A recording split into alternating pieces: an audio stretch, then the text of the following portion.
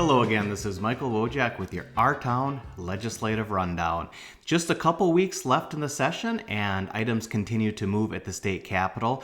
We're in that magical period of time right now in Minnesota where everything starts to bloom, the weather turns nice, and the mosquitoes are not yet on a murderous rampage. And you can kind of tell when we hit that point at the state capitol because a lot of the posts that go out will have the pretty pictures of blooms in the state capitol. And if you've never been up there before, it's a fantastic area to go walk around in the springtime. So this has already been a very active legislative session, and we've seen a number of bills pass into law, but there are still a few items that we're not quite sure are going to have the support, particularly in the Senate, to get to the finish line. Coming into this year, we kind of knew what to expect out of the State House. That was previously under the control of Democrats, and many of those same bills that passed again this year. What's different is the Democrats also have control of the Senate, but by only one vote, meaning that if something passes on a purely partisan basis, there is very little margin for error. Three policies that we felt there might be some action on but haven't yet been finalized are guns. Even in the State of the State speech, Governor Walz had reduced what the expectations were to universal background checks and red flag laws, but we have yet to see final action on that. Also, paid leave. Now, in the last week, the House did pass a paid leave policy, but we're still waiting to see if that actually makes it into law. And finally, something that there's been a lot of discussion of that we haven't yet seen is a public option to buy into public health care programs.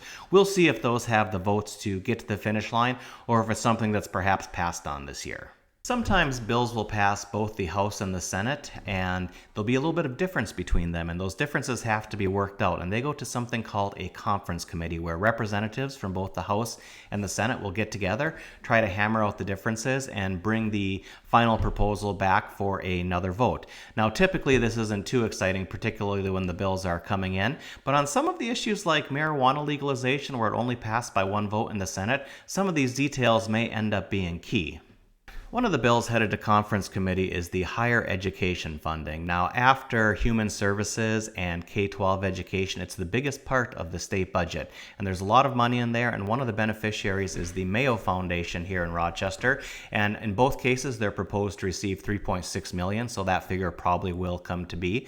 What's particularly interesting to me is in the Senate version of the bill, there is a proposal that would create scholarships for attending Minnesota or Minnesota State universities for any household earning under $120,000 that would effectively make them tuition free. Now that's going to potentially open up higher education to individuals who might not have been able to do so in the past.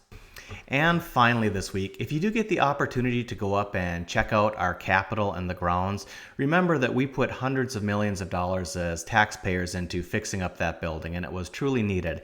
And one of the visionaries behind that would be local State Senator Carla Nelson, who really championed that project. It was expensive for the people of Minnesota, but that's also our house of democracy. So I hope everyone gets a chance to go up there, tour the building, tour the grounds. It really is something to see. This has been Michael Wojcik with your Our Town Legislative Rundown.